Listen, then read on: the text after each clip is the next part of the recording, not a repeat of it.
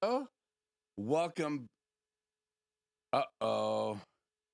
I see no. Oh, okay. I got audio. That scared me there for a minute. Welcome back to another live stream. This is Keith. Thank you so much for joining me.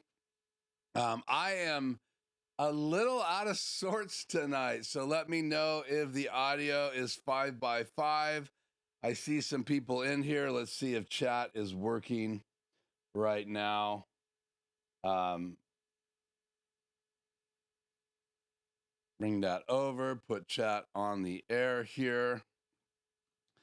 Let's make a couple adjustments here.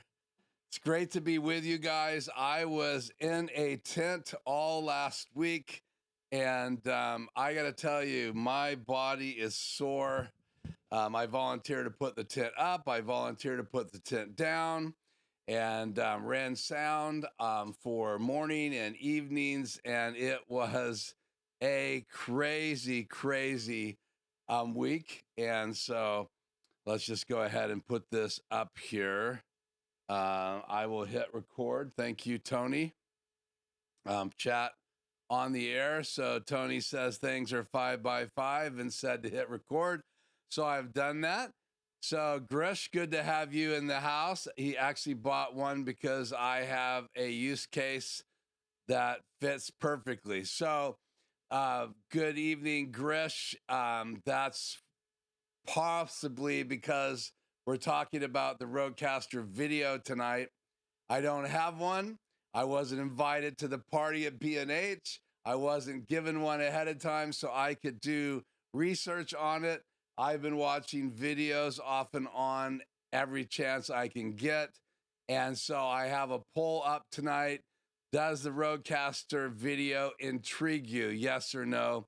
And right now we have 9 votes. 78% say it intrigues them, and 22% say no. Well, then, if you answered the poll and it doesn't intrigue you, that's what our topic is tonight. So I apologize ahead of time for those of you that aren't intrigued by the Rodecaster video. But we are going to talk about it tonight. Going to get a little sip of my coffee.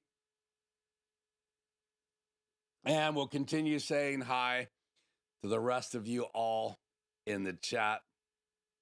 DJ Ware, nice to see you. Yeah, it was a bummer not being here last week for a number of reasons. I enjoy getting on live each week. It kind of sets, I don't know if you guys are like me, I'm semi a creature of habit, so not being on Tuesday kind of throws my week out.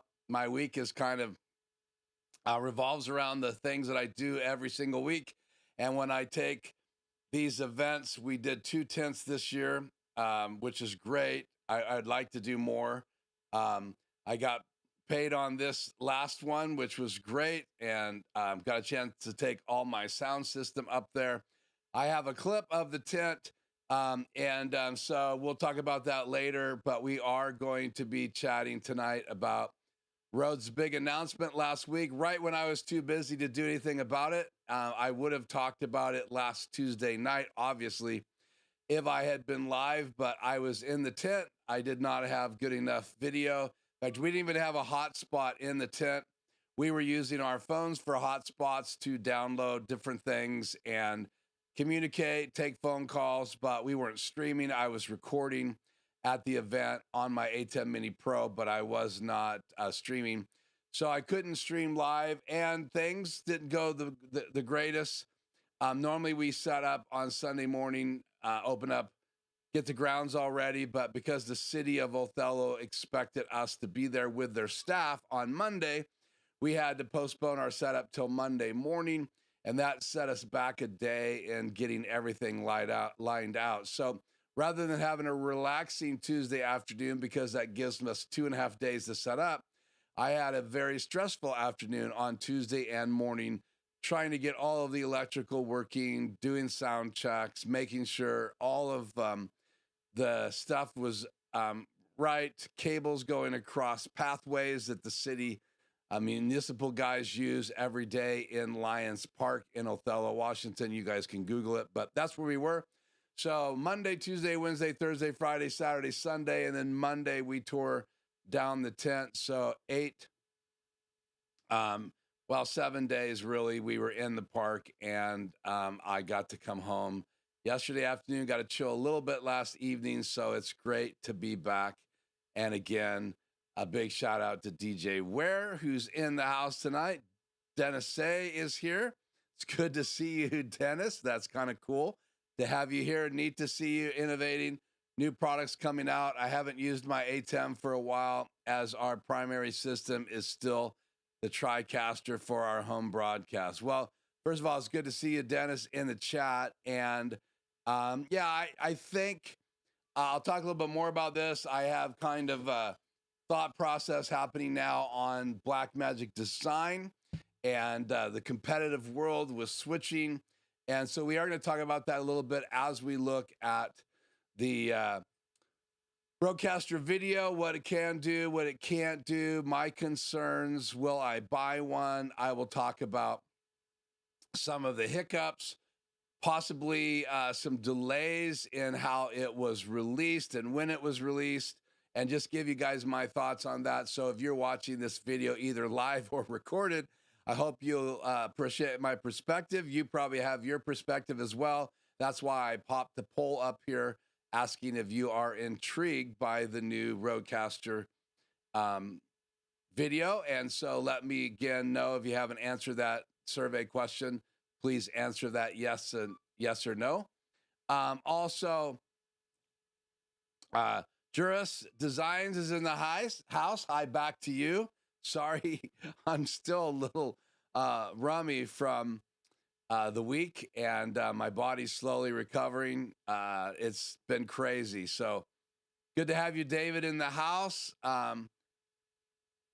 David's got a Rodecaster video being delivered. That's really cool. So you must have jumped on the really early purchasing of that device. I have not. It's not inexpensive. We're going to talk about that as well. Is the price worth it for what you get? What are people saying? If you have watched as many videos as I have watched, you're starting to hear people talk about it. I would be a little careful about who you're listening to. And if you go and do a little research, you can see a number of people were invited to B&H for a introductory event. Lots of people were given the device a month in advance. Some people were told over 9 months ago about the device and were sworn to secrecy. Thought it was going to come out during a couple major events, and it didn't. So they were all having a hard time holding their tongue. We know it got leaked because we started hearing about it about 3 months ago. There were some rumors that Rode was coming out with a new video switching device. Got pretty serious 2 weeks ago on my live stream because some of you were saying, have I heard? And I always, unless they call me, I'm gonna wait to the official announcement because you never know if it's going to be the same thing when it does get officially announced than what it's leaked. That's true with iPhones. That's true with some of the other things that get leaked that we're all waiting to hear about the technology. So quite an interesting week. Also next week, we are going to unbox a new item. I'll talk about that before we get off the air tonight. So if you're curious to have a sneak peek into what we're going to be talking about next Tuesday, I already have that still image done, and that video live stream alert is going to go up probably tomorrow, but you guys are going to get a chance to see what we're talking about next week. And again, it's probably an item I'm more excited about than what we're going to talk about tonight, but I'm a big Rodecaster Pro fan. I had the first Rodecaster Pro. I have the second Rodecaster Pro. One of my clients, which I kind of featured her studio, lives around the block from me. She has a Rodecaster Duo now. She's using a wireless go-to microphone, which I recommend that she can get so she can connect directly to it.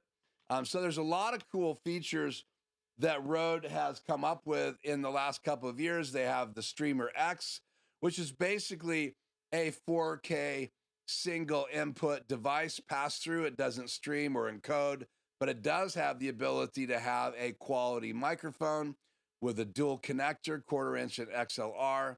And so that's a cool device. It even has some pads like the Roadcasters have on them for playing music or playing video or audio clips, and having sound effects, all of that. So that's cool. So Rode has been very innovative. Obviously, in the last number of years, they've influenced my channel.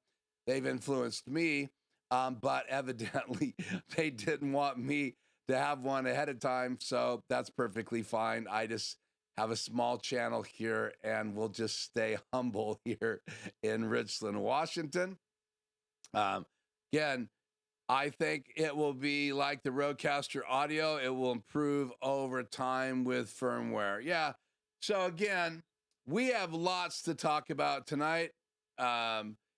Grisha's looking forward to my thoughts, and I have lots of them. I was only planning on streaming about an hour tonight because I'm really tired.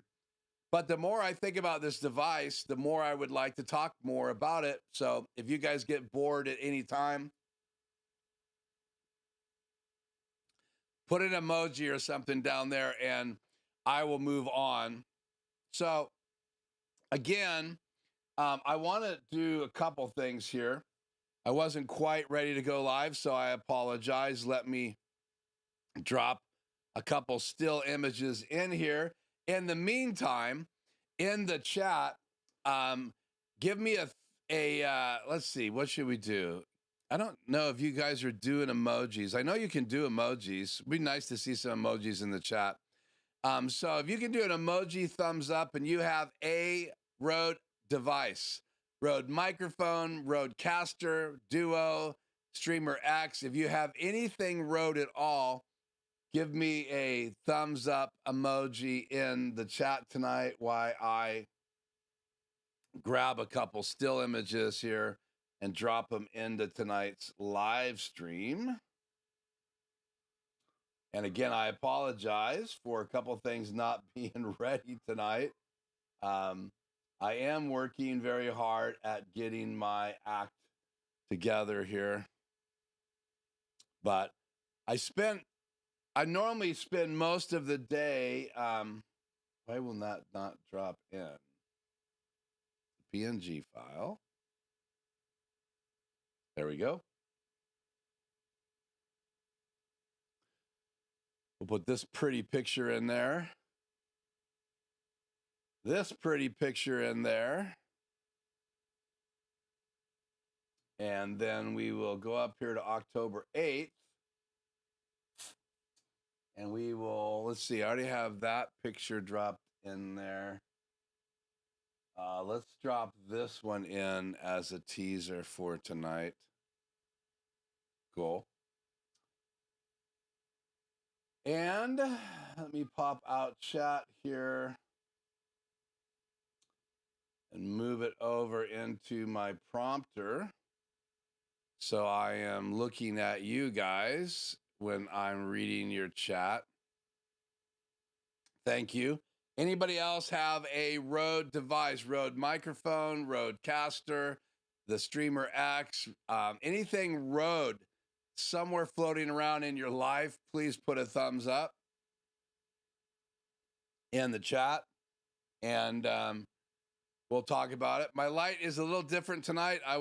My Stream Deck, for some reason, didn't want to play my Stream Deck buttons for my light, so I think it looks like it's supposed to look here, but I apologize if things are a little off tonight. We are recording. We are at streaming high, not HyperDeck high. A couple weeks ago, I actually streamed at over 35 megabytes a second upload, which was crazy. And I have been seeing my extreme ISO default to streaming high or HyperDeck high. I don't know why that happens. Maybe something's going on inside of it. Maybe they are getting wore out. Maybe I need to replace them with something like a Rodecaster video. We'll see. Okay. So we're still in the chat here. Glenn, hi back. There's a little hand emoji. David, looks like you guys have some Rode devices. Grish has some Rode. Tony has some Rode. Glenn, no, that's a thumbs down from Glenn. Red Carpet Media Marketing Group LLC, welcome. I've been a bad boy. I use Cinco products, but I'm ready to try something new. I don't know that that makes you a bad person. I mean, you have a right to use whatever kind of products you want. And so don't feel like you have to use Black Magic Design products or Rode products. Obviously, a lot of things I'm going to cover in my channel are things that I get to have my hands on, some things I'm excited about looking at. So I do not want this channel to come across that it's only about the things that I use, because that's not true. The tech that goes around live streaming is diversified now. We don't just use Logitech cameras. We have all kinds of cameras. I mean, I've even experimented with Elgato cameras in my studio. I have some instant 360s that I use for sky cameras to show around the desk, especially when I'm consulting and trying to help people with their live streams. So with that said, don't apologize. DJ Ware says, nope, no Rode. That would be a thumbs down. Let's see. Red Carpet asked DJ Ware what he uses, and he is currently using Universal Volt 274, which is I believe, an audio interface, and he has the ATEM Extreme ISO. And that's probably a good segue for our conversation tonight. So let me do this slideshow with me, and let me entertain you. Let's see. That box 2 should have had, yeah, it does. So let's drop this in here. There we go. So right there you have this new device. So just taking a look at the Rodecaster Video, and it's hard for me not to say Pro, because I've said it for so many years. So Rodecaster Video is what it's called. And Rode announced this about 7 days ago, I believe, if I have my math correct. And the idea is, well, how do you go from the quality audio that Rodecaster has for your desk if you want to do a home studio, if you want to do a podcast? Obviously, Rode has done a great job with those devices. They came out with a Rodecaster Pro originally. I have one of those floating around the house, not being used in a bag. I have 2 Rodecaster Pro 2s. I don't like to disconnect the one from my desk, so I'm going to go out and do any training or do any podcasting remotely for people. I have a second one. So the biggest challenge, and I'm going to unplug it here so I can bring it on camera. The biggest challenge with this little device, the ATEM Mini Pro, and this came in the 4 different versions. The ATEM Mini doesn't have any of these streaming buttons over here. On that side, the Pro does. This will record just the program out, but it also encodes. And then they make an ISO version of this that records all of the inputs, and there are the inputs on the back. Let me cut back to my main camera here. So obviously on the back, you have a power supply, you have the Ethernet port, then you have USB-C, if I'm seeing this right on my camera. You have 1 HDMI out, and then you have the 4 inputs, and then 2 tiny little 3.5 mic jacks. And if you've ever used a ATEM by Blackmagic Design, these versions, the extreme versions, a lot of it, they don't really major on audio. These 2 jacks and the preamps in here, they're not great. I mean, if you've been around music like I have, music studio recording, bands, interfaces, you know that you got to take an analog microphone like this, you got to put a cord on it, and you got to bring it into a device to record it. They used to record from an analog microphone right directly to tape, and then play it back through analog speakers. But when the digital world came, you have to convert the signal that's analog to digital and then back again, and you have to amplify it both going in and going out. And so they call it a preamp.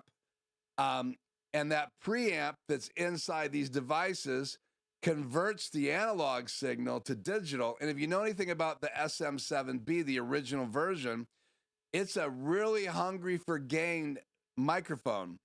And so it doesn't really come alive without boosting the gain unless you have a device that has a really good ability to boost a microphone. Now, I've never plugged it directly into one of these 3.5 jacks, but I can tell you this, until I went from my Rodecaster Pro to my Rodecaster Pro 2, I did not have enough gain to make this mic sound good.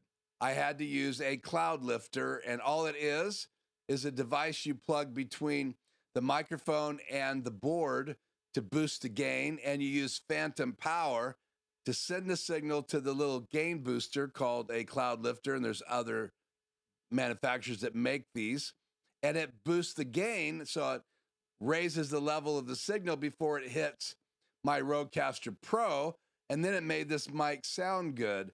Now you have enough gain built into the Rodecaster Pro 2 and the Rodecaster Pro Duo and the Streamer X that you can just plug this microphone XLR directly into it. And again, you would have to adapt it to put it in here. And these preamps have noise in them. They're just not very pretty, if you want my opinion, for whatever it's worth. Now, I used this all week.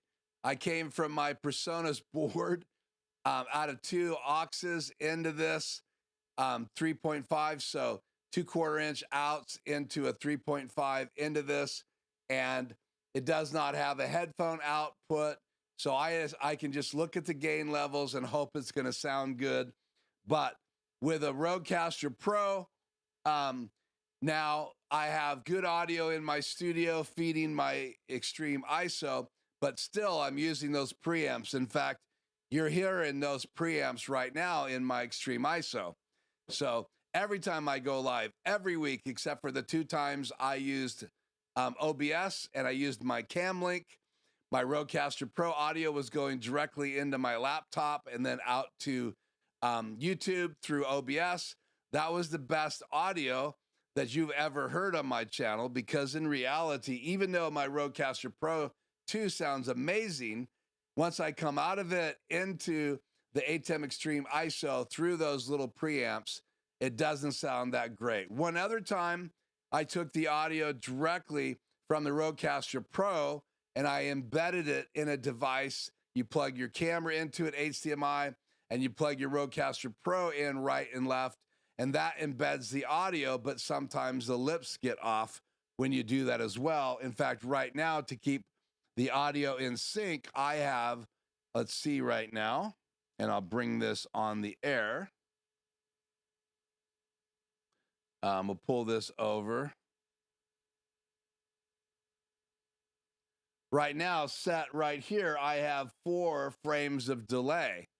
So the audio travels faster than the video, so I have to slow the audio down 4 frames so it will match with the other 4 frames. So basically, I've got to delay the audio 4 frames to match the video, or my lips will be off sync. And so let me know if they seem to be on right now. We'll do a test. Peter Piper pecked a peck of pickled peppers. So my hands came together at the same time you heard the clap, and my lips looked like they were doing the P's when they came together. That's a fake. Then my lips are in sync. So those are all things I wanted to talk about first, because if you have ever streamed from this device, this is one of the devices that Rode was looking at and listening to all of us and all of our issues with it in order to design something new, because the whole point of coming out with a new device isn't just so you can put your name on it and grab some of the money, but the smart people are going to figure out what your pain points are. Pain points are just things that grieve you and make you frustrated because it doesn't work right. And that then is why they designed a new device. So Rode knew that we didn't want to stream through OBS, so they created it with the ability to stream. So now it's got an encoder and streaming ability in it. They knew we wanted to stream to another room, to another location, so they came out with a streaming bridge. So you could stream directly from this to a bridge somewhere in another room, plug a monitor into that, and you could be in that room just through a cat cable. Then they've had people that didn't want one of the HDMI outputs being recorded, the program, but some people wanted to have the video on all of these outputs on a CD when they were done. So they came out with an ISO model. Then people didn't want just 4 inputs. They wanted more outputs and more inputs. So they came out with the Extreme and the Extreme ISO. And some people wanted to run long cables, so they didn't want HDMI, even though now there are some cables specifically designed to run long in HDMI technology. But a lot of people wanted SDI, so they could plug their HyperDecks directly into it. They could plug their higher-end cameras that had SDI outputs directly into it, run it 400 feet with cable. So they came out with SDI models of the Extreme and the ATEM. So what does any of that have to do with this new device? Well, let's get back to it and let's see.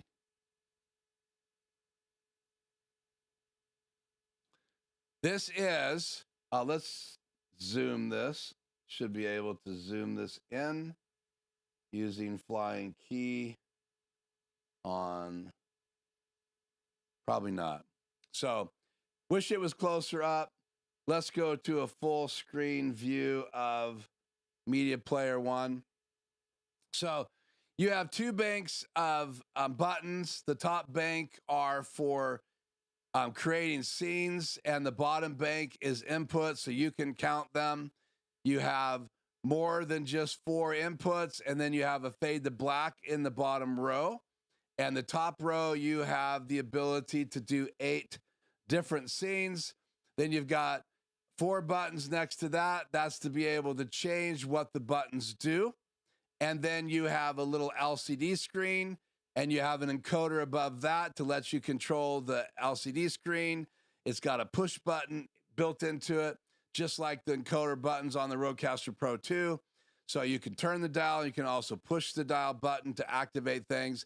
And then you have the dial on the right, which lets you control audio levels and other things. And then you have the 3 buttons to the right of that. So the Rodecaster Video is doing its best to solve some of these dilemmas. And then you look at the back, look at all of these different interfaces. So that is huge. So let's see. Let's just turn key number 2 on the air, and let me zoom in just a tiny bit here and bring that over.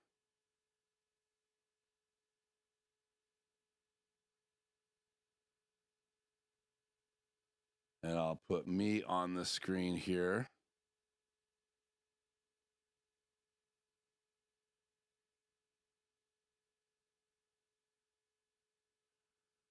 Once you play with these crazy devices, you start doing things like this. So if we look at the back, and let me make this even bigger, you have the power button, then you have USB-C power input, then you have the internet cat right input. Next to that, you can see how many USB-C ports you have, and we're going to cover those in the manual here in a little bit. Then you see how many HDMI inputs that you have. Then you see you have headphones, 2 headphones. You have a right and left out. You have 2 dual connectors, both 1/4 inch and XLR available. So this is like combining a Rodecaster Pro Duo without the buttons. So you get the ability to have all the effects of 2 channels in the Duo, but you don't get the buttons. You can actually plug a Duo into this device and get the full effects of your Duo, all the microphones. And you can also not only use microphone 1 and 2, But according to everybody I've listened to, you can also plug in a microphone, also plug in a USB Rode microphone, and you can also use the 2 channels of the wireless Go's, the 2s or the Pros in it as well. So technically that means you could have 2 SM7Bs plugged in. You could have 2 of these microphones attached wirelessly, because there is a wireless receiver built into this. So if we were to take a tablet, piece of paper, and start writing down all the things that are available in this device, it is super powerful. So we're going to talk about it. I'm going to tell you some of the things that I think need to be fixed. And I don't even own one yet, because I like to really look at these things now before I pull the trigger. Because obviously, if I had bought the Extreme Pro before they came out with Extreme ISO, I've been very disappointed. I already own the ATEM Mini Pro. I would have rather owned an ISO. So in reality, if Rode's going to continue to improve this device, I may wait. I might not. I may have clients that this is a perfect resource for them. And because of that, I need one to train with. So I may pick one of these just so I can teach people how to use it, because I have a couple clients right now that this solves some of the problems that they're having. And so I may be recommending this. That's why I will spend probably about 4 days of study in this device before I ever touch one, because I need to answer questions for some of the clients that are here on my channel. So again, left to right, look at how many ports are in that device. Now, it is bigger than this. In fact, I think it's about this much deeper, and it stands up like the Rodecaster Pro in the back. So it kind of comes up and back, and then it is wider as well. So it's about this wide. So it's going to have a bigger profile on your desk. It's not as big as a Extreme or Extreme ISO or the SDI ISO, but it is a big device. And we'll look at the front of it one more time, blown up like that. And let me reposition it so you guys can see it. Shrink it down just a little bit, and I'll talk over it. So you can see the top row of buttons. You got A, B, C, D, E, F, G, and those are buttons that you can use for a number of different things. You can play videos from them. That's one of the button selections. You can play graphics from them. You can also use them to set scenes, and you have a hybrid of super source. So you can have up to 5 inputs, one being the background and 4 different boxes or less, and you can create a super source layout on this. So you can't do that with an ATEM Mini. You can't do that with the ATEM Mini Pro or ATEM Mini Pro ISO. So this actually has a super source built into it. It will also, if you push that record button, you can set it up to record and stream, and it will record all of the inputs.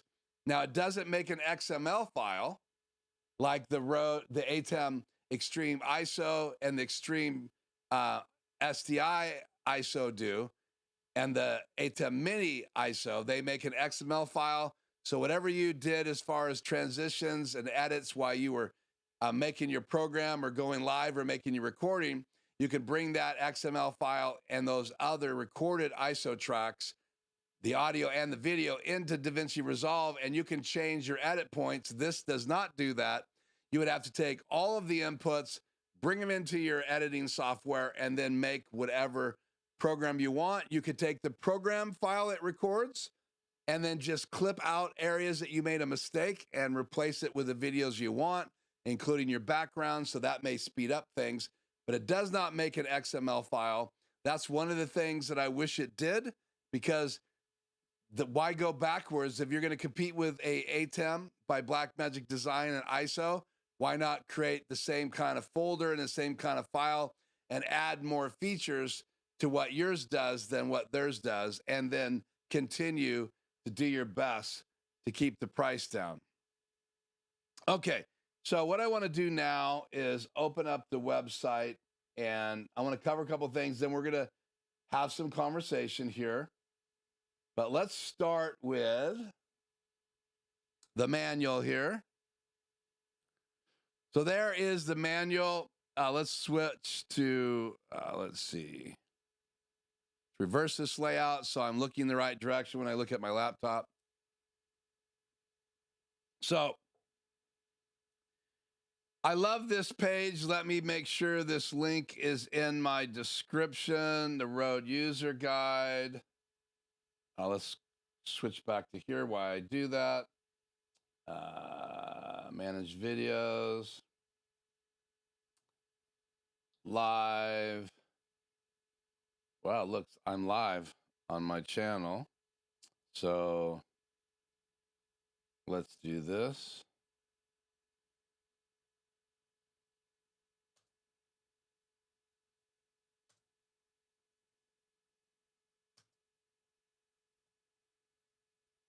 I just copied in the manual in the notes. I also have some videos that I watched today.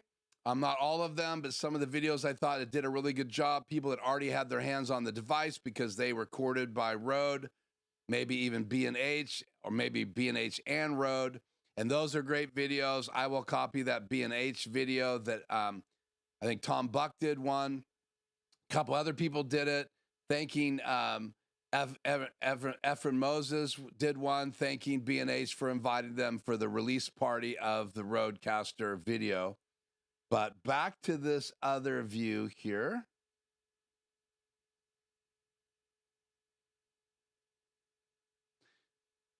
This is the front of the device, and let's just go through real quickly a couple things. Not everything, you guys can read this later, but I just wanted to talk about the fact that the way they laid it out and what they're really trying to accomplish. They obviously have the record button, that's on the top left, but they also have a couple lights next to it to the right of it.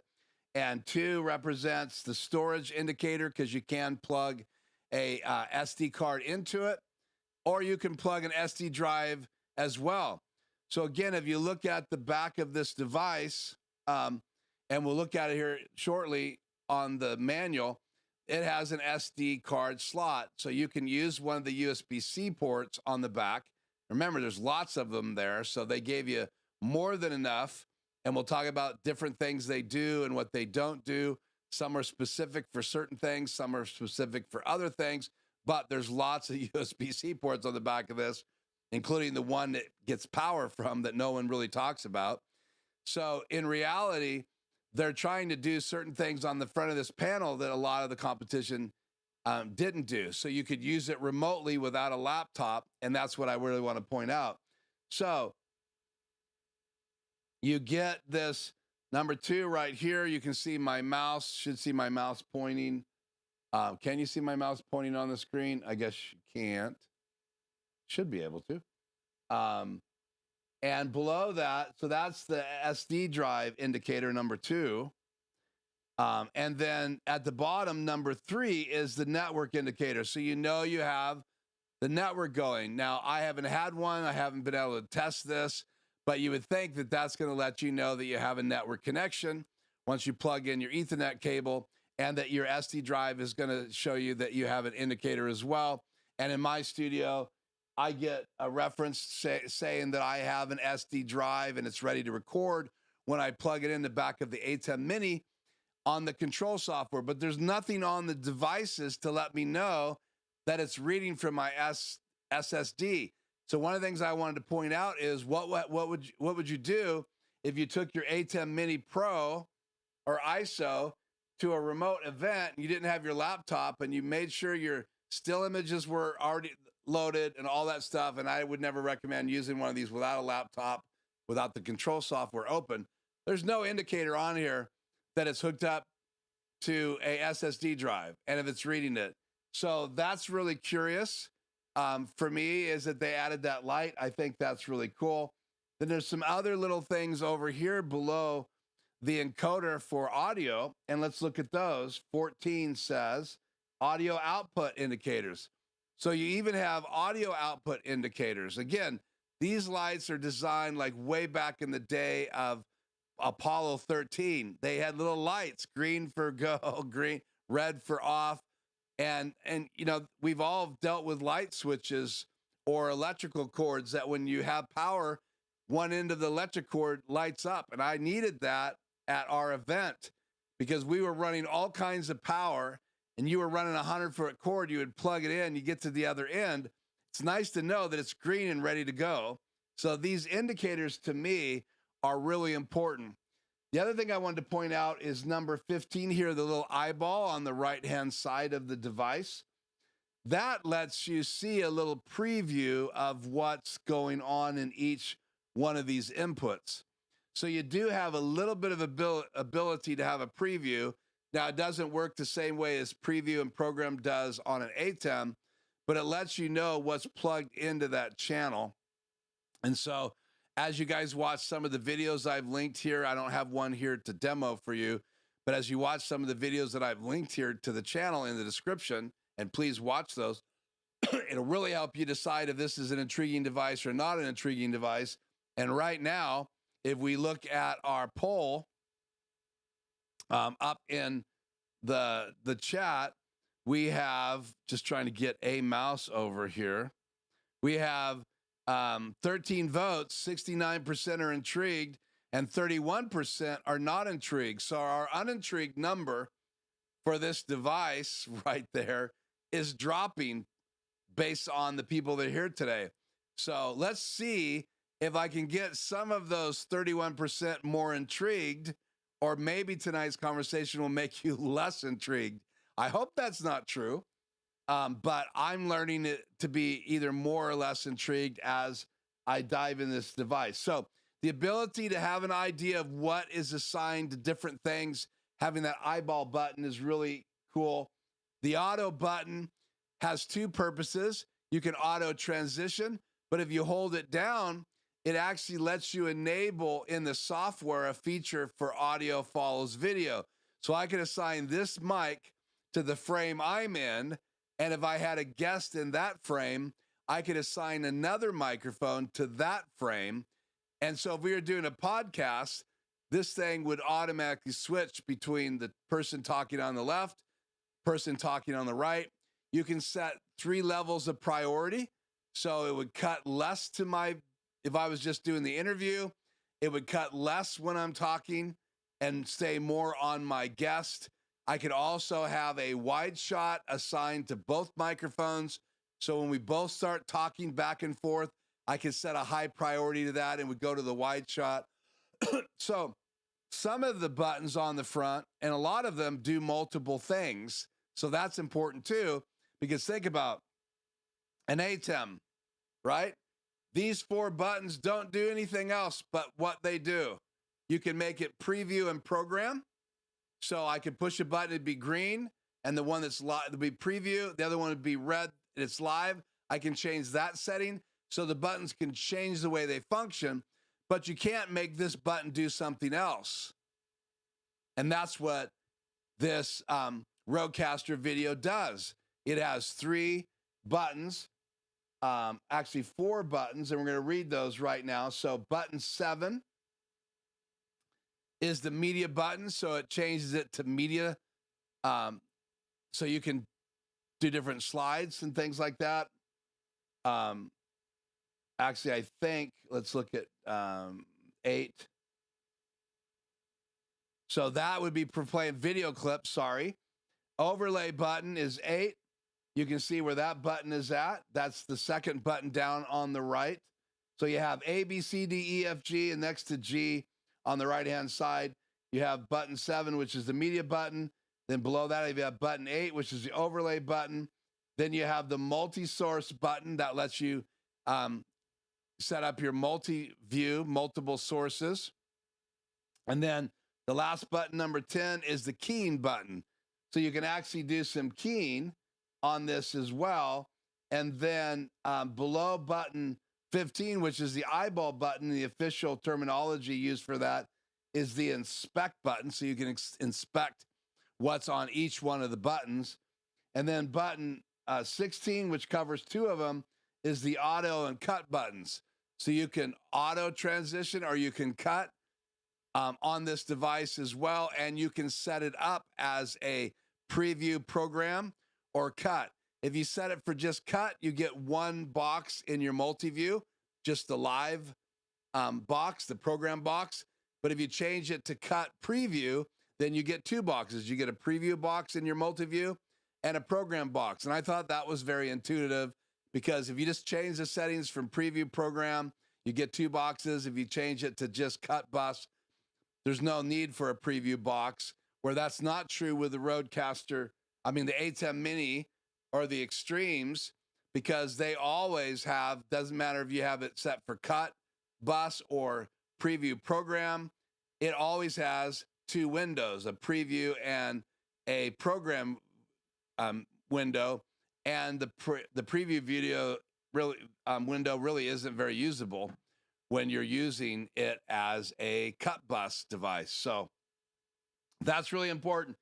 So again, LCD screen to view all the different settings. Number 11 is that first encoder on the right-hand side. That's the primary encoder for changing the things in the LCD screen. So that's like a menu button, just like you have one of those buttons on a Rodecaster Pro. You have one here on a as well, and it has a push button feature to activate things. And then 13 is the audio encoder, and the far left round deal on the top left is a record button. So it's not an encoder, it's actually a button, and it lights up red when you are recording. So that's a basic overview of the front. Let's scroll down here and go through the back here real quickly, and then we're going to take some Q&A, and I'm going to talk about some things I like and things I don't like about this device. Okay, so number 1, we already talked about the button, the 2 to the right of that, but button number 1 is on both sides, and that is wireless antennas. Yes, this you have to be wired. You got to hook it up to your network through a cat cable. This device right here is wireless capable. That means you can plug the antennas in if you want them, or you can leave them unplugged if you don't want them, and you can wirelessly control it. That's really cool. And you can wirelessly stream. That's really cool as well. I'm 98% sure it wirelessly streams, but we need to dig a little bit deeper.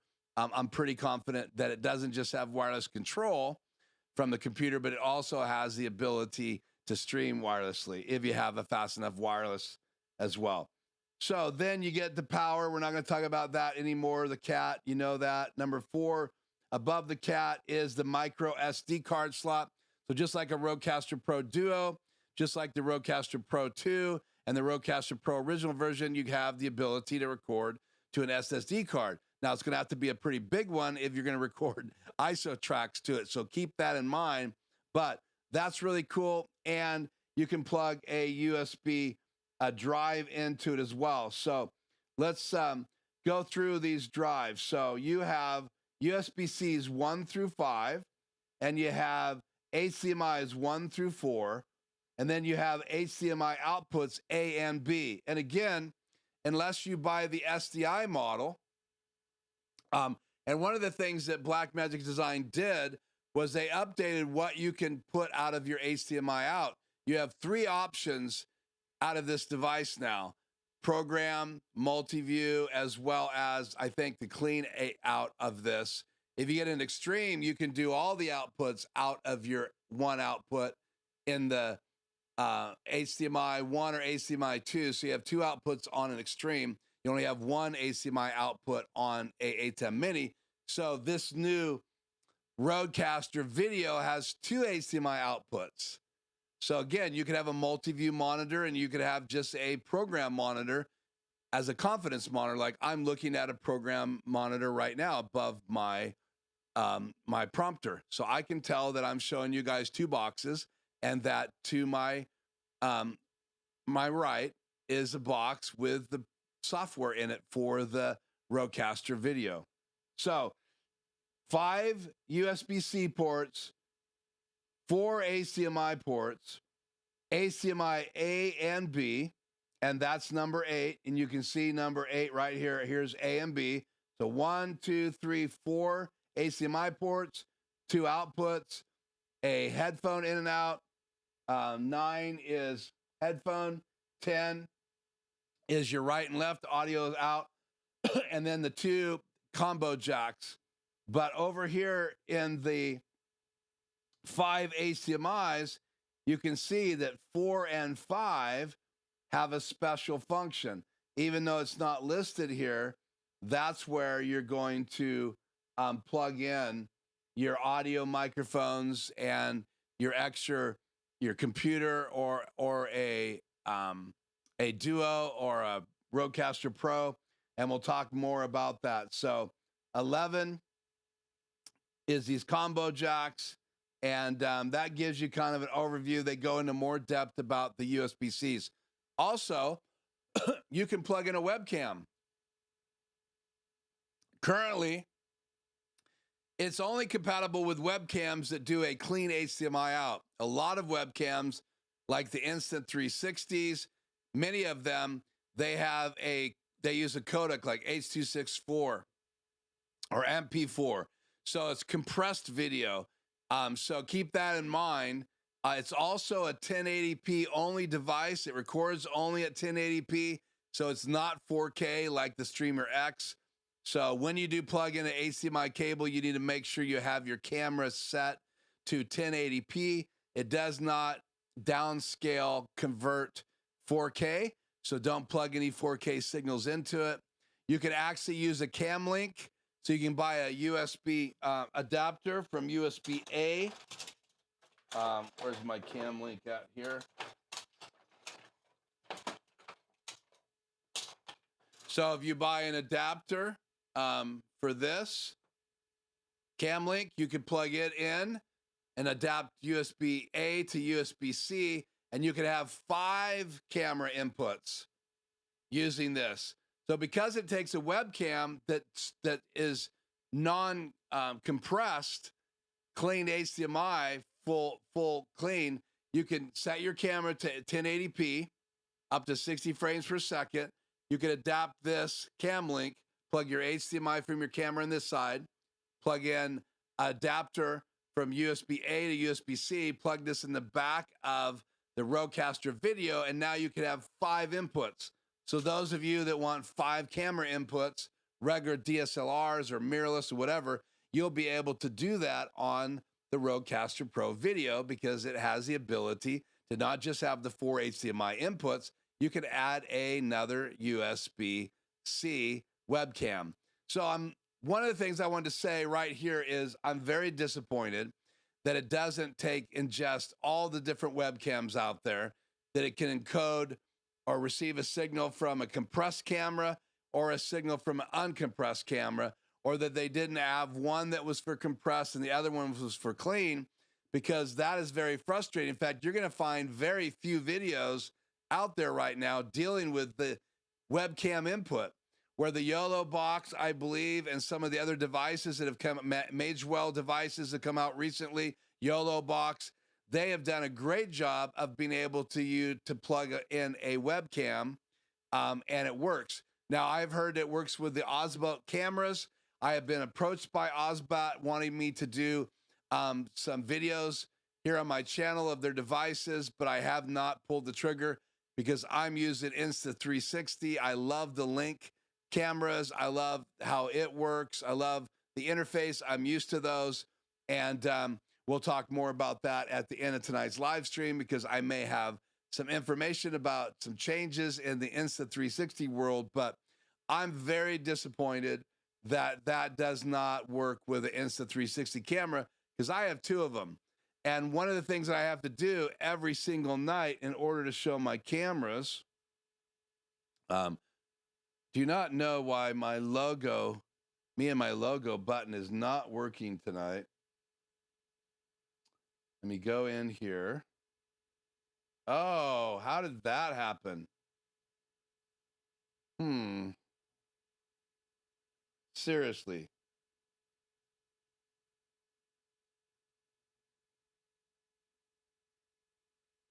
Okay, let me demo this real quickly here. So I deleted my logo by mistake tonight, getting ready for tonight's show. So I'm going to go in my documents folder into my ATEM autosave. I'll just go back here to like September 17th, which is the oldest folder. Click on the ATEM media pool, and I will scroll down here, and I will find my logo. Now I got to remember what slot it goes in. Let's try that slot. Let's try that slot. Me and my logo. It did not show up. What slot is it slated for? Try that slot.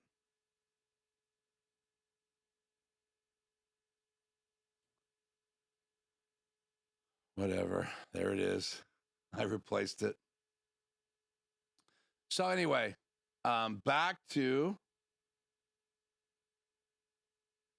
this device. So that's one of my areas of disappointment.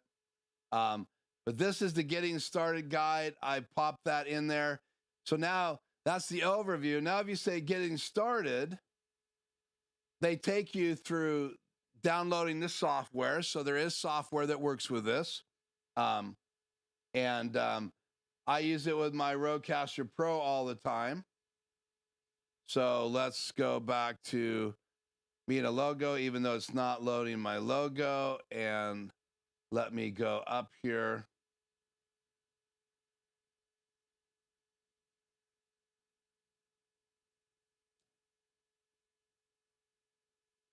I'm going to open up my Rode Central software here. So now, when you update your Rode Central software and you have a Rodecaster video plugged in, you're going to see it up here. I only see my Rodecaster Pro 2, and I can connect to this and I can transfer files. If I had a Rodecaster video, it would appear down here. And I can then click on it and I can then use it as an interface. So you do have software control. You do get a preview of it. And one of the things that you'll have to understand is the multi-view for the Rodecaster video is choppy in all of the inputs, but it's not choppy video for the main program or the preview program. So keep that in mind, where if you own an ATEM and you have your preview, your windows up for your multi-view, all of the channels are full frame rate, but that's not true in the Rodecaster video. And it's not really a deal breaker because you don't really need to see all the frames of a video you're getting ready to start showing live. You just need to know that the video's loaded and know that camera 2 is active before you cut to it. Camera 3, your webcam, whatever it might be. If you have a cam link plugged in, that camera has a preview. You know those cameras are live before you cut to them. That's all that really matters. But your program and your multi-view out, or your preview and your program, you would want those videos to be full frame rate, full resolution when you're viewing those. So just so you know, you do have to update the software. So keep that in mind. I'm just intrigued here of what box I have to have that in order to get my macro to work. I'm intrigued.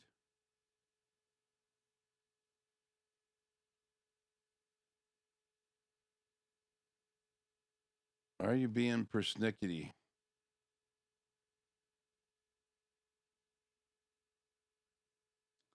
Is it this one?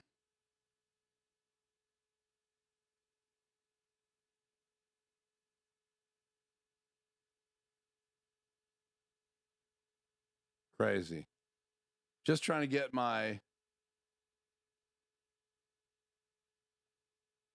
Yeah, my me and my logo is not working. That is so weird. How about camera 3?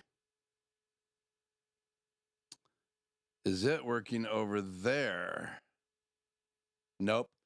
So my logo is officially broken tonight. So the only way to get it to work is I have to drag and drop it in there and not use my macros. Okay, so let's go back here, cover a couple more things, and then we're going to talk here a little bit more about my concerns. So you download Windows right here, the Rodecaster video. is on the network or via Wi-Fi. You can control it with the software, Road Central, and USB inputs 1 and 3. I wanted to talk about this before we move on. USB 1 is video and audio interface. USB 1 is able to send a video stream of the live program feed from the Rodecaster video, as well as a multi-track audio interface and extra USB chat audio channel. Connect this to your computer using the included super speed cable when you wish, and your video stream multi-track. So that is like a ATEM. You can use that as a webcam then for Zoom or whatever on your computer. So that's then USB 1 is designed for you to use it as an interface. So you have a webcam. USB 2 is the control and secondary audio. USB-C is used to control and configure the Rodecaster Pro video when connected to a computer running Rode Central. Just be sure to use the super speed USB-C cable. So you're going to plug your computer into the super fast USB-C cable, and that's to control the device from the software on your computer to all the things that you can do inside the Rodecaster video. So keep that in mind. So you're going to be using 2 USB-C ports. One is going to be for your webcam, and the other one is going to be for interfacing with it, where the control software for an ATEM, right, it can work over Ethernet. So keep that in mind. It's going to take a faster computer with a couple USB-Cs for you to be able to control this device and use it as a webcam and set up all those layouts, because you literally can make changes while you're live with this device. And USB 3 is for storage. So that means you can plug a USB-C drive in it, SSD drive in it, and you would be able to record all those ISO tracks. But remember, one of the things that I don't want us to forget about this device tonight is the superpower audio in it. That's huge. Because in reality, you have all of the features of the Rodecaster Pro. You can go into the software and set up effects. You can do all of the different features that are available. Just like in the Streamer X, you can go in and change those settings in software. You can make separate mixes. There are so many things available in the audio side of this Rodecaster video. And I don't have time tonight to cover it all, but as you dig deep, it is not only a 2 microphone interface. It can also do, according to what I've been hearing, 2 wireless mics at the same time. You can plug your Rodecaster Duo into it, or your Rodecaster Pro 2 into it. Then you have all the buttons and all the features built into that device. You can also interface with it with software and as well as audio interfacing. So you can take the different inputs and mix it completely separate. Each input can be mixed differently. So if you want mix minus on what you're putting out on Zoom, or you're having a guest come in to your live stream and you don't want to send their audio microphone back to them, that needs mix minus. You have all of that ability that hasn't been available in an ATEM at all. So keep that in mind when you are considering this device. Okay, let's just take a break here real quick. Let me get a drink of some Pepsi here. That's my drink of choice tonight. And let's go back in here and put chat on the air. And let's just see what is happening here in the land of chat. It's good to have you. Where's the chat on the air? Come on.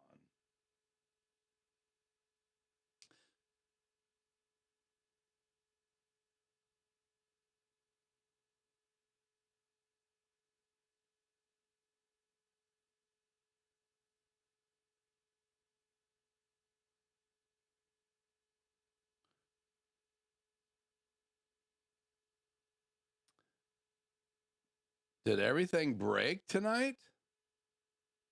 Shio Walker, good to have you in the house. I don't know why it took me so long to get chat on the wire.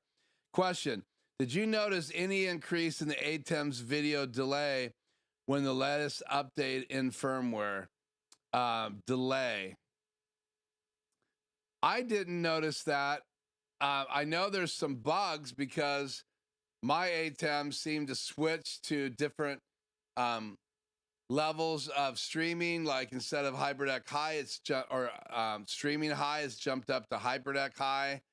But I haven't necessarily noticed any lag. Good to have you here in the house tonight, Tony. From what I've read, as long as it is UVC webcam, it should work. Yeah, UVC webcams are designed to work. I'll show you guys that in the manual here. Thanks for bringing that up, Tony. Let's cut back to this. Look. So right here, it says the Rodecaster video requires storage devices that are exFAT. And then down here for USB-C inputs, it says the Rodecaster video only supports uncompressed USB-C video devices that are able to provide a minimum of 1080p by 24 frames per second UVC video stream. Uncompressed formats are typically specified by YUV or NV12, while unsupported compressed formats are typically specified as MP4 and H.264. And my understanding that the Insta360 cameras are H.264, I believe, is what I read today. So no one's been able to get their Insta360 cameras working yet. That might be an update, a firmware update. We'll see. But that's the story that we're having right now with Blackmagic, and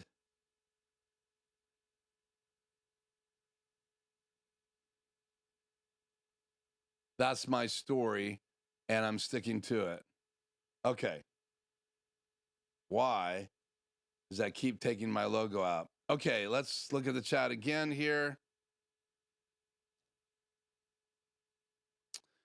I currently run the ATEM software 9.5. Can I update right to 9.62, or do I have to do all the small increments? No, you can update directly to the new software, Tony. You don't have to do that. Just uninstall your old software. That's required with Blackmagic Design, and that's why you can update to the newest released firmware. So you do have to do an uninstall first and then reinstall it. So David says it will be interesting to use or to see where the road take this in the future. Yeah, like Tom Buck says, and that's one of the links in the video tonight. Tom Buck says that he believes there's going to be some potential firmware. He and a lot of the other people that were invited to review the device have all sent their concerns. And again, one of my concerns is the webcam issue. Another one of my concerns is that it's not quite as intuitive software-wise as a regular ATEM control software, but it's not really designed to do that. It's designed to be a kind of a new revolutionary interface for you to build different, different scenes. And that's one of the things that I really wanted to talk about tonight. So let's throw this over top of me in a minute. Let's catch up in the chat before I lose track here.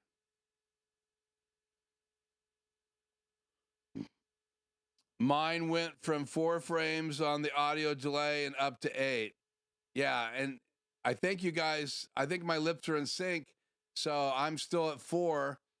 So I'm not sure what that is. And then Tony says that's interesting. So let's go up here. So any other questions and comments on this so far? Because I want to talk about how those buttons work here. So I'll give you guys a second to respond to that. I want to open this up again, cut back to this view.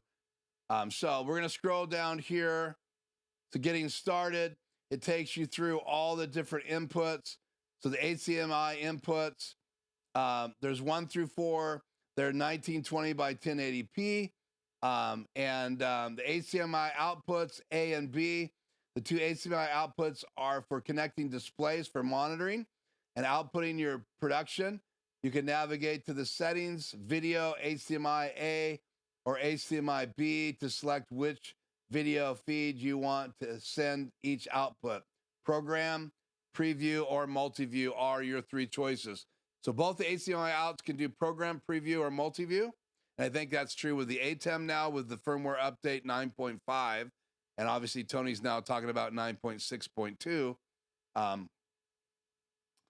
So that's an important little feature. And then let's talk about the buttons. Let me zoom this in here. Should have done this earlier. So input buttons 1 through 6. The buttons row on the bottom labeled 1 through 6 are input buttons, and they correlate with the 6 possible input sources that can be simultaneously assigned on the Rodecaster video. These buttons will illuminate. So again, you have 6 inputs, not just 5. You can have up to 2 HDMI cameras in the back, so keep that in mind. By default, HDMI 1 through 4 will be assigned to the first 4 input buttons, and USB 4 and 5 will be assigned to the input buttons 5 and 6. So 1 through 4 HDMI, 5 and 6 USB-C. So again, you could go preview program, so red, green, or just cut. Every single bottom row input you hit, if there's something plugged into it, would cut to that. They also light up, which I really like. They light up when they have an input.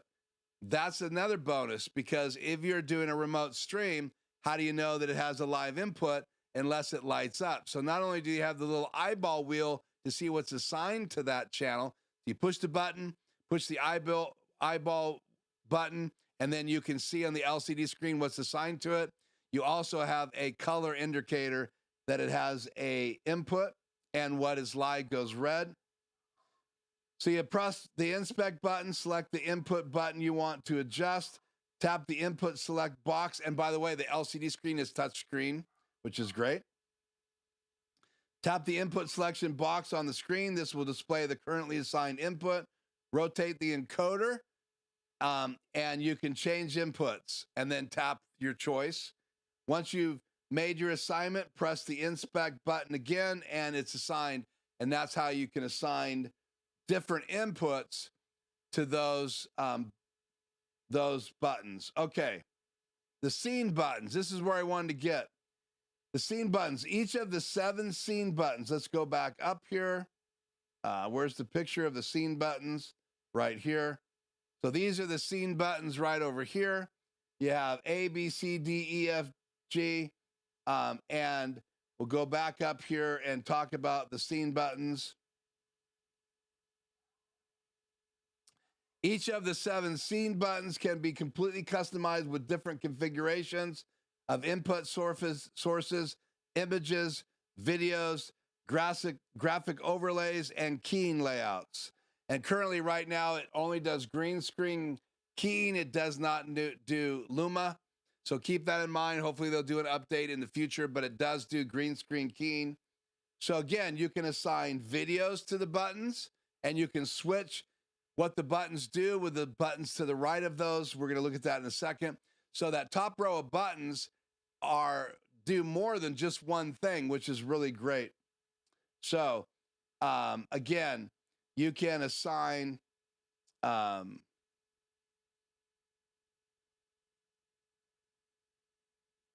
images, videos. So you'd have to have the SD card slot in it, SSD, load videos on it, just like you can load audio files onto a Rodecaster Pro, Rodecaster Pro Duo, Rodecaster Pro 2. You can do the same thing, drag and drop videos in the software into different slots and then play them. You could also create preset scenes like layouts. So 2 up, picture in picture, 4 up, background images, playing videos is pretty powerful. So again, graphics, images, graphic overlays, and keying layouts, allowing you to quickly switch between pre-configured setups. So Here's one of the things I love about this. Instead of having to design macros, you set up your layouts or you assign something to a scene button, you hold it down and it programs all of that. Where when you're using an ATEM Mini or Extreme, you got to program every step of the macro, and it is tedious. This is very, very fast in how those scene buttons can work, which is really cool. Now, if you have an app like Mix Effects on the iPad or an iPhone, and you have preset layouts, then you can quickly change layouts in SuperSource. But you have programmable ability to change names of macros in Mix Effects, which is a secondary app that you have to purchase and then load on your iPad or on your iPhone. So that will help you make ATEM control software faster. But I love the idea of scenes. So that's the second thing that really excites me about this device, is that those top row buttons do more than one thing, and you can program them just by holding the buttons down. So that's really cool. I remember when Aaron Parecki said, wouldn't it be great if you could change what some of the buttons on the front of an ATEM or an Extreme does? And that never happened. So you never could program different buttons. You have 6 macro buttons available on the front of an Extreme ISO. You have no macro buttons available in front of an ATEM. And yet here, technically, you have 8 different buttons that you can do like macro scenes. Plus, you have different buttons that you could actually load images on. Plus, you have different buttons that you can add or overlay images. And you have different buttons you can load videos on. So this device is very intuitive. It's very intriguing to me. The more and more we talk about it, now we're up to 73% of you are intrigued. So we're growing. So the display encoder, I don't want to talk about. I want to talk about these media buttons. So when you press these buttons to the right, where is the list of the buttons here? Keep scrolling down, scrolling down. Okay. There they are. Here we go. So when I push this button right here in this row of buttons, it creates media. So the media button provides access to the videos, images, and sounds that you have loaded onto your micro SD card, assigned to the media button. When pressed, the media button will light purple, and the scene button A through G will alter their functions to represent assigned media.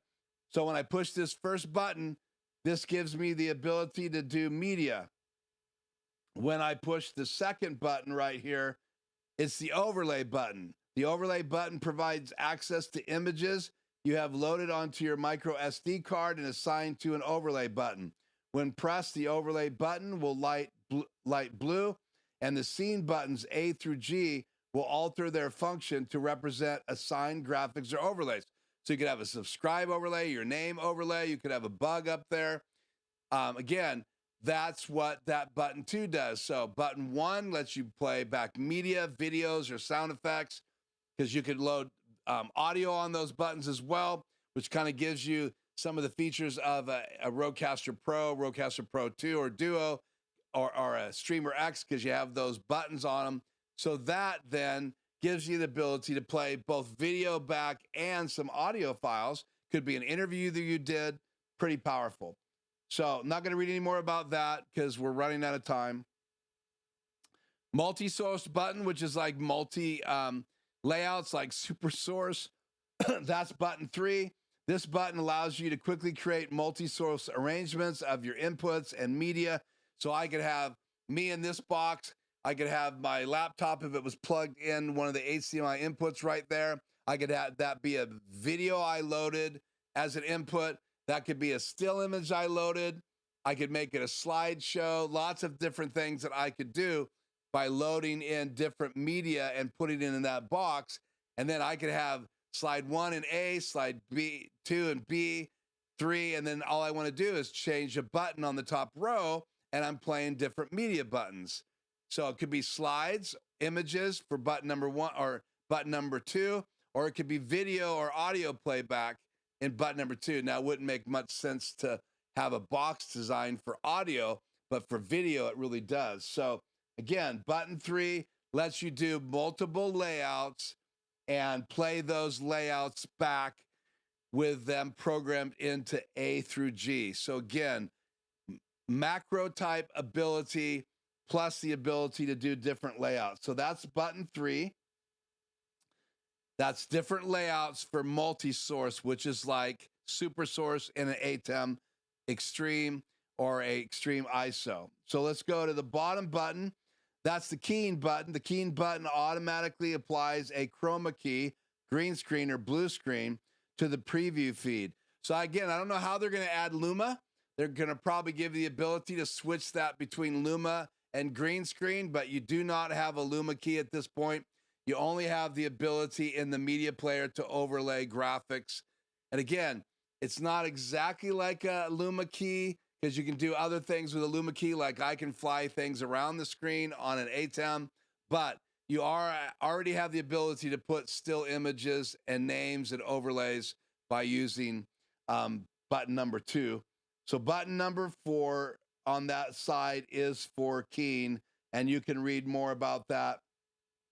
And then again, you have the inspect button.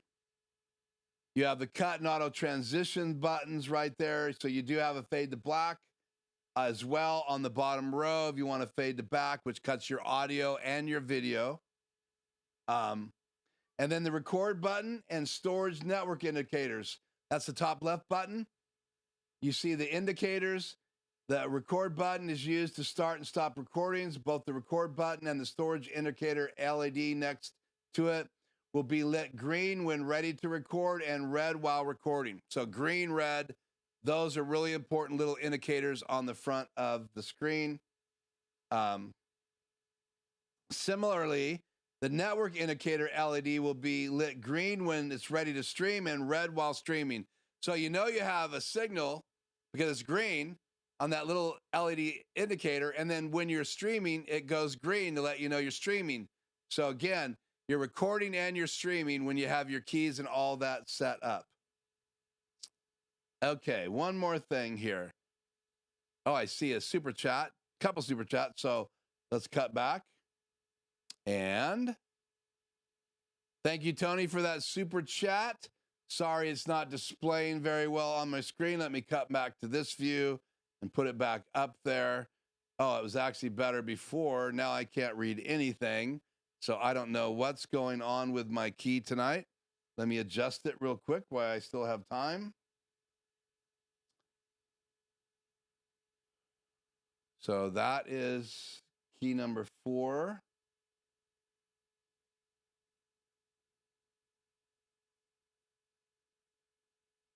Wow. Let's come back to me and my laptop.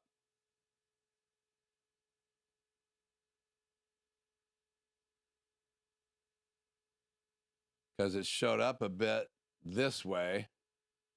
So Tony says, thanks for answering. Did not know to uninstall first. I've always just installed the update in the past. Maybe that's why my ATEMs are quirky. Laugh out loud. Well, thank you so much, Tony, for the super chat. And DJ Ware, thank you for just the generous super chat tonight. It must mean that I'm doing something right. So 2 super chats tonight. Again, I don't know why those are not displaying correctly. They should have an automatic background on them, just like your chats do. But for some reason, the green super chats don't let the foreground fonts show up. Okay, I want to finish this up. Frame rate. The Rodecaster video global frame rate determines the frame rate of the stream. So whatever you set the global settings to, that's going to be your frame rate. It can do 1080p, 2398, 24 frames per second, 25, 2997, 30, 50, 5994, and 60. It is a 1080p streaming device. And again, you have audio delay, so you can sync your lips.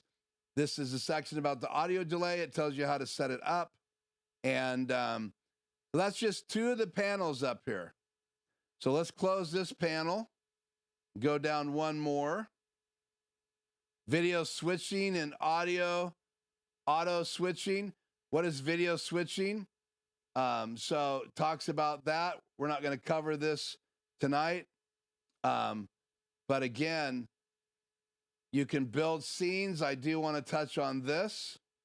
So building a scene on the Rodecaster video, it talks about how to build the scenes. Here's what the software looks like right here on the right. Again, you have to have Rode Central software loaded in, and then you have the ability to build these scenes. So this is the scene building screen. You got all your images loaded on the left. You have all of these buttons on the right, which correlate with the buttons on the front of the ATEM, or excuse me, the Rodecaster video. And then you have the ability to program on the right. Aaron Parecki covered this, and a couple of the videos that I have in the link below cover this. So before you say no to this device, make sure you watch those videos I've linked below, because it's a really powerful device. You can set up multi-view. You can also have it follow the microphone that the person's on and switch cameras. So here is a 2 layout right here. And that's the only sample they have in the manual. Let's go over to Rode's regular page and scroll down here.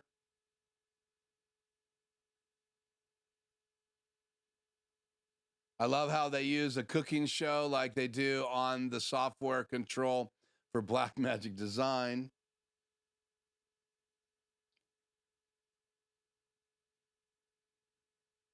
So you can do your images, foreground, so you can layer. So basically, if I want my background image to be in the background, I just layer on top of it like you're building a video on a timeline, or like you're laying pieces on a paper. So let's say you have a frame, then you lay the photograph in the frame. If you put the frame on top of the photograph, you can't see it. So you can actually layer it and drag things up and down on this right-hand screen here. You have the control in the software to make all of these different mixes. So that's integrated. You have Aphex, which is that low big bottom, and the sparkle to the high end. Effects are available. It's just like running a Rodecaster Pro, but you do it through the software control.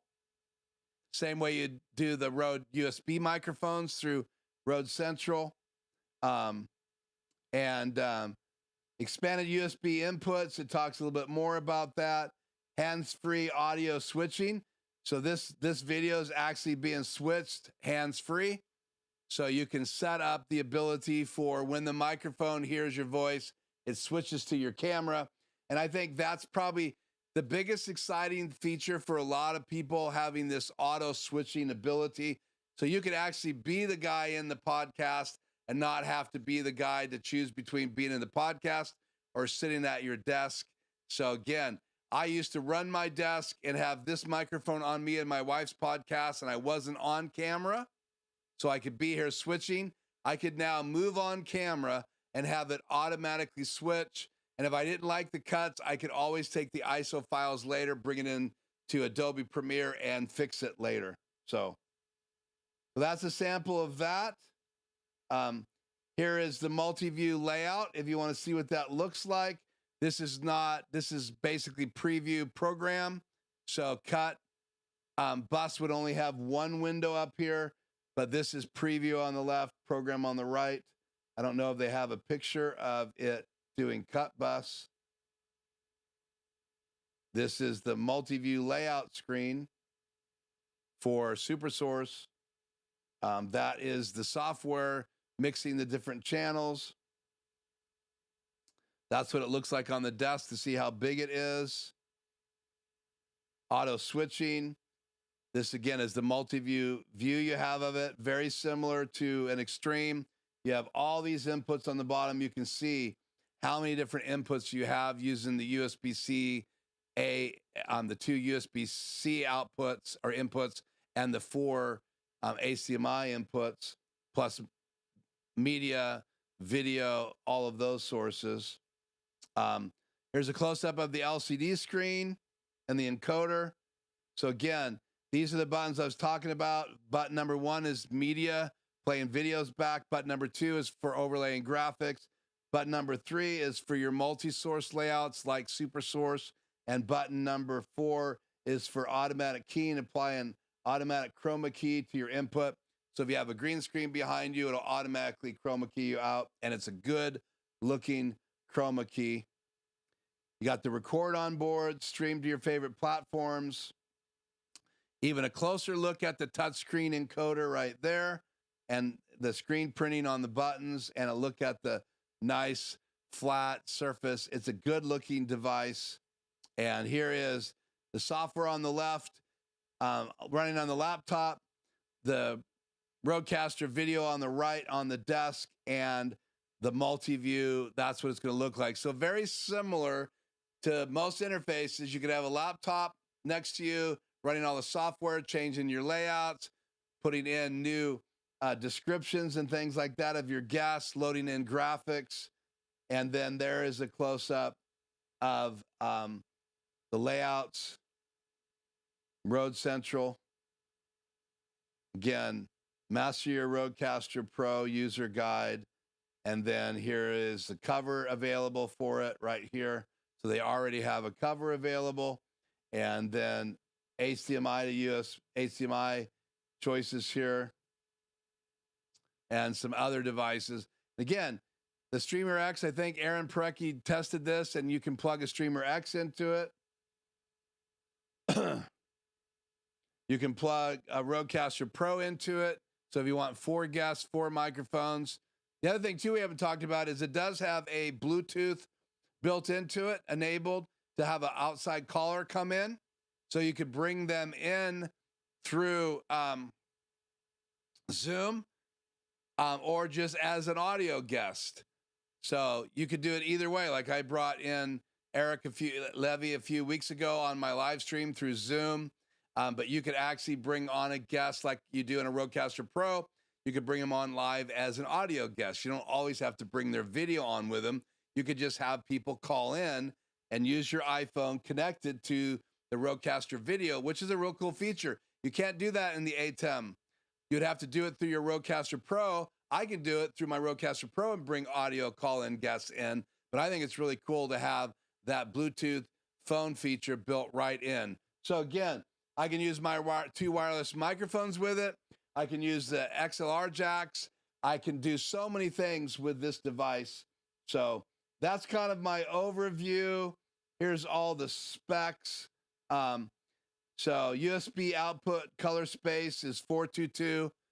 That's the 8-bit compression. HDMI output is 444.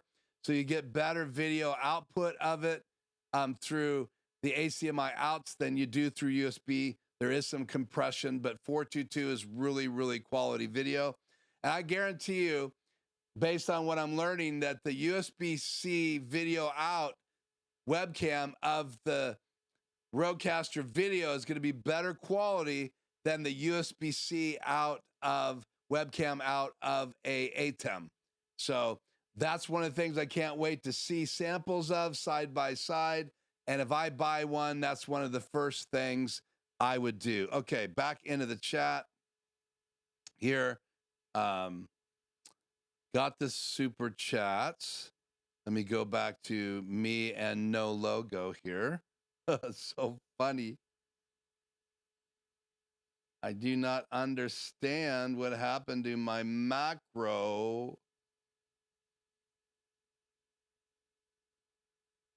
Okay. Chat on the air.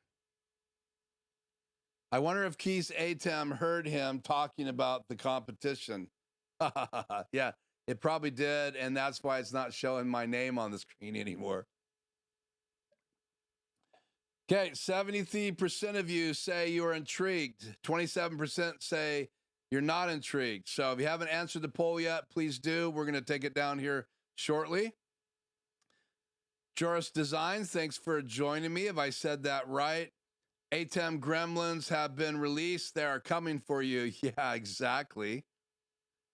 Be cool if Rode released an iOS and Android version of Rode Central. Imagine being able, man, that's great. Great comment, Tony. To switch live show from your phone. That would be awesome. Selecting different inputs. That would be amazing. Now, again, you can do that with Mix Effects. But again, having a handheld app on an iPhone would be really good, just switching. So I love the ability to do things with my iPhone and my iPad with my Personas device. So, okay. DJ Ware agrees. That would be cool. Jura says cool features with the Bluetooth. Yeah, a lot of people haven't talked about that feature. It's in the Rodecaster Pro Duo. It's in the Rodecaster Pro. Again, and also the receivers built in.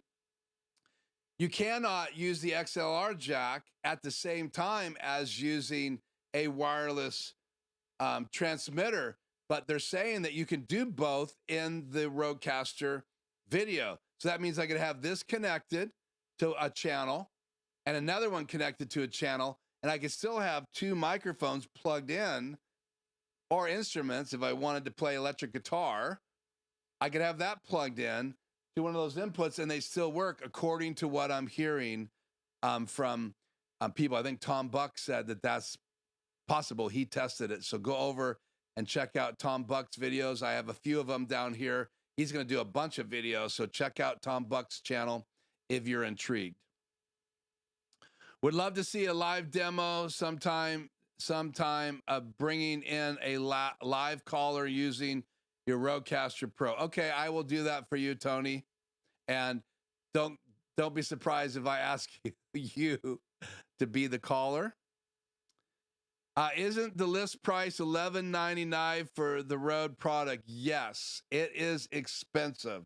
It's one of the things I wanted to say. So you'll have to do the math. So that compares to ATEM Mini Extreme ISO. Not sure why we've been comparing it to the Mini Pro. Yeah, I get you. So you can compare it to the Extreme. I'll stand corrected. Again, or the ISO. It is an ISO recorder. It has 4 inputs, HDMI, 2 other inputs. So that's 7 compared to 8. So yeah, I think they put it right in between, leaning towards the Extreme ISO.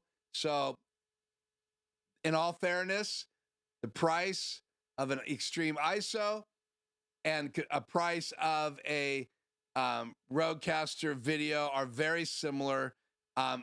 And again, remember, the Extreme ISO does not have a Rodecaster Pro audio interface built into it. It only has 3.5 mini jacks with bad preamps. This thing has amazing preamps in it.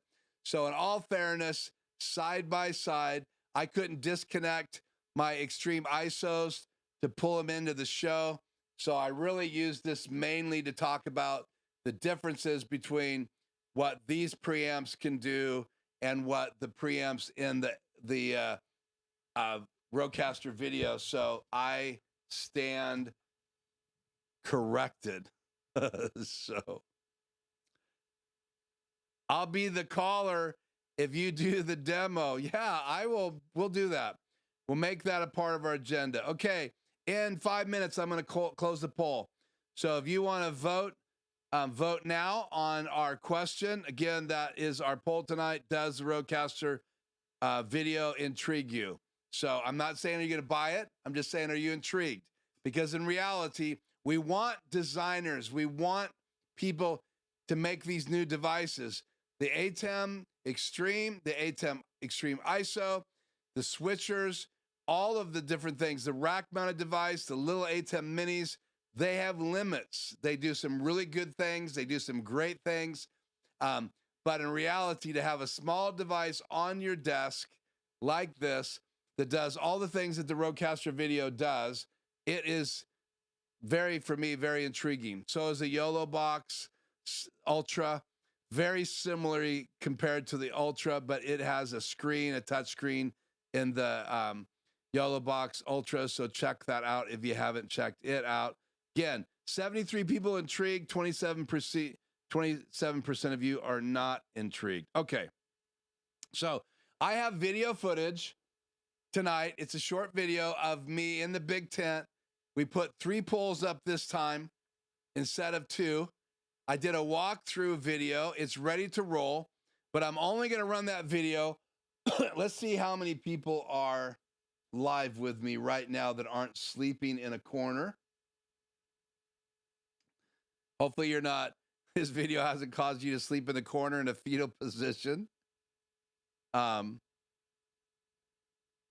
it says right now I have 5 concurrent viewers. That's it. Did I lose everybody else? That's crazy. Man, I should take a nap.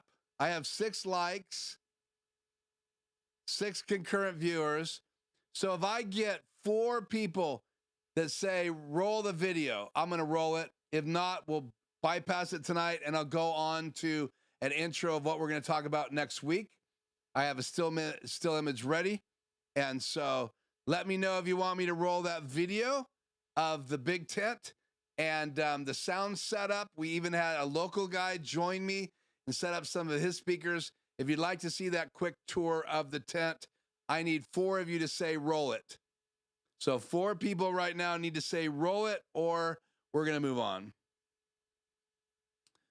Okay, DJ Ware says ATEM Extreme ISO will be 4 years old in February.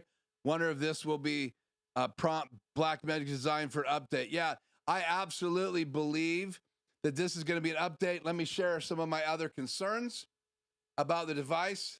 Number 1, with all of those inputs and all of them being used, I wonder if it's going to overheat, how loud it's going to be on a desk. Again, I haven't had anybody talk about how loud it is, how loud the fans are.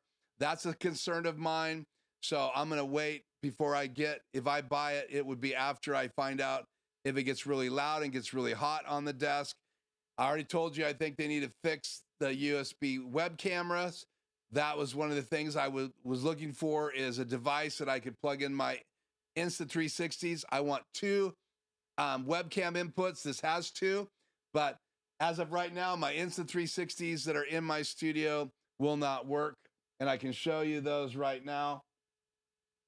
If I turn on my Insta360 and make it go live, there you go.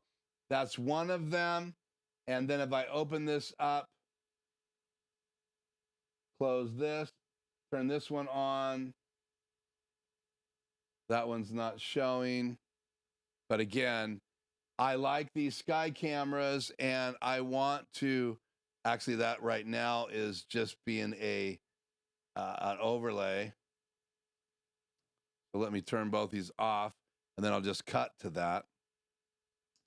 That would be PC. So let me cut to PC. So that's a look. And again, I can move this around the room. I'm using OBS to make all these changes and I'm projecting it full screen. But if I could plug it directly in to the device, and I have 2 cameras fired up tonight. So that should be live now. Let me see if I can make it go live. There we go. So this is the other camera.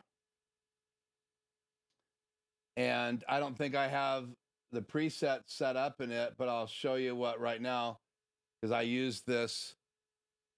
So that's the presets and that. So 2 sky cameras. That's cool. That's my Batman shelf. The Robert Pattinson Batman shelf. Got the Lego Technique Batmobile there. I've got the bat signal. I've got Robert Pattinson Hot Toys collecting Batman right there, and then the little Batman on my Bose speaker. So I've got these different views of my desktop, and I use these in my consulting mainly to show different things on my desk and display those. So this is really important to me to have these webcams, and I would prefer them to work.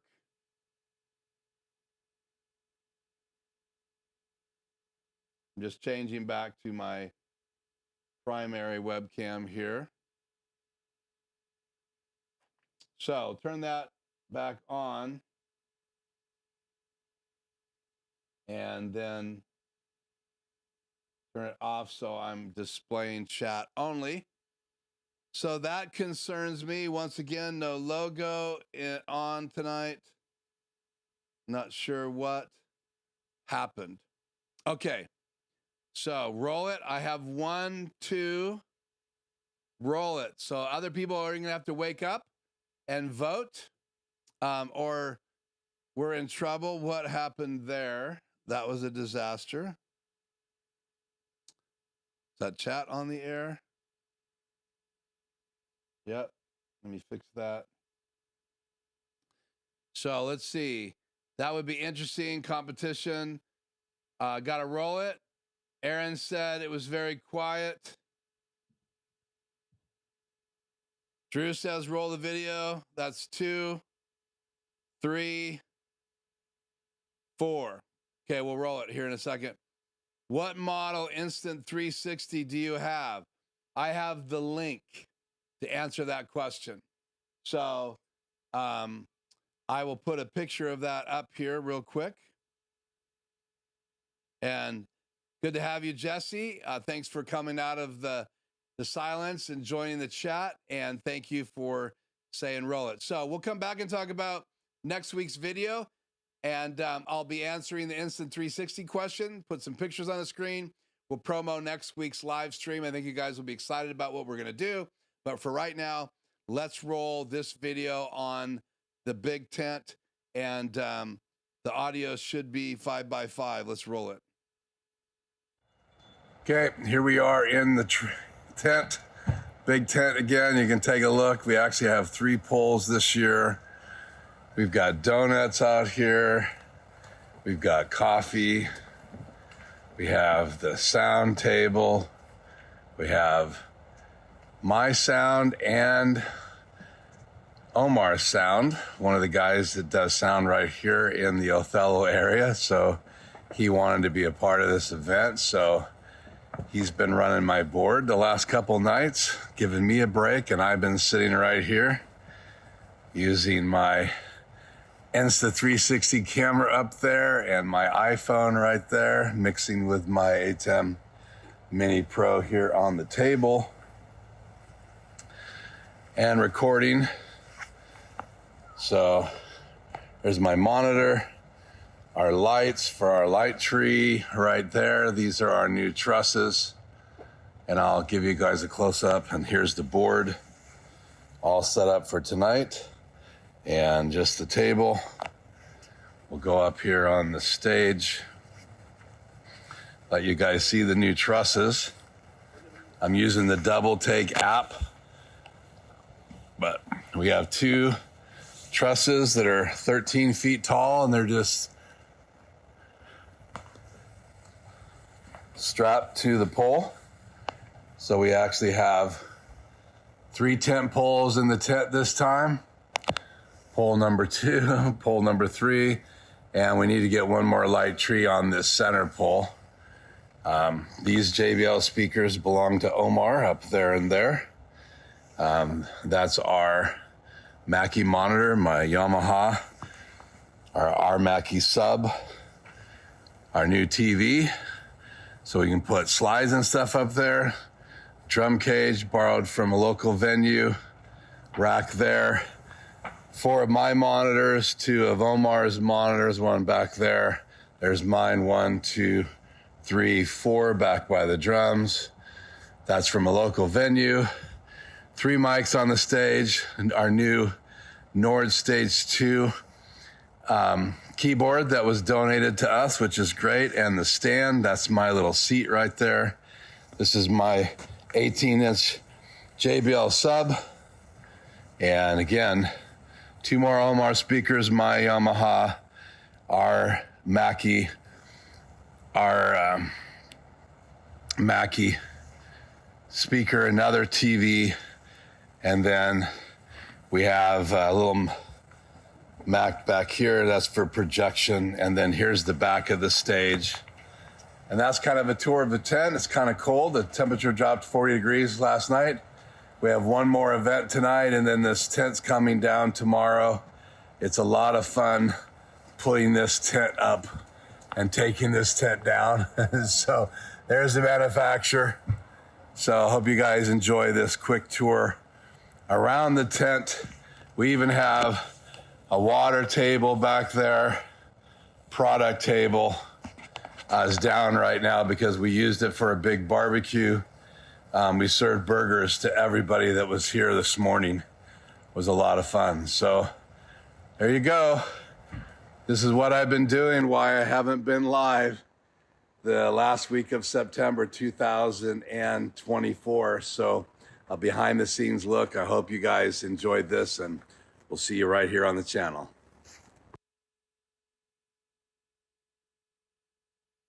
And yes, it was a church event. So the city of Othello, the mayor is involved in a local Foursquare church, and they heard about our tent in Connell. In fact, the mayor came and he walked up to me at the back of that tent. That was a church-wide event as well. We'll rent the tent out, take our sound, and host other events, but that was a tent event for Connell. A bunch of churches came together. Connell's about 40 minutes away, has one of our big prisons there for the state of Washington. So there's a lot of workers in that area, and they wanted to do a big tent event in the park. And so this was a big tent event, and the mayor walked up to me in Connell and said he was so impressed with that event in Connell that he asked us personally if we would bring the tent to Othello. And I took a picture with him. I'll have to find that picture and show it to you, one of these guys. And I said, hey, I'm not in charge. That guy over there, his name is Drew, is in charge. He has the tent. He has those Mackie speakers and all that. We're friends. He invited me to come with him. I love outdoor events. And so, yes, that was a church event, and it was just off the charts. 250 or more people in the tent every night. And it was pretty cool to see all those people get together and hang out, and got a chance to meet the mayor, meet the mayor's wife. It was in the main city park, beautiful park, amazing playground for kids. In fact, my buddy Drew's son played so hard on Thursday that his wife got there from Richland, which is an hour away where I live. So I was driving up there an hour away to run sound. Crazy driving last week. But the coolest thing about that story was he made himself so sick, played so hard because the playground was so cool, that she had to take him home to the Tri-Cities because he was literally sick, throwing up. So, okay, let's finish the chat here, and I'll tell you about next week. Do we have chat ready to go here? Few people dropping in late. Noel, it's good to have you. Hi back. This was supposed to be a short stream, laugh out loud. Yeah, I see that. Akil, good to see you. You have to go back and watch the video all about the Rodecaster Pro video.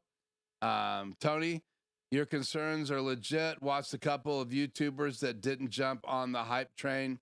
They reported crashing after 30 minutes of recording, streaming. Also, auto switching needs help. A showstopper for me is no 4K. Yeah, I agree with that. Was this a church event? And I answered that question. So, yeah, I'm concerned about it being used for a while before I just purchase it. I've made that mistake in the past.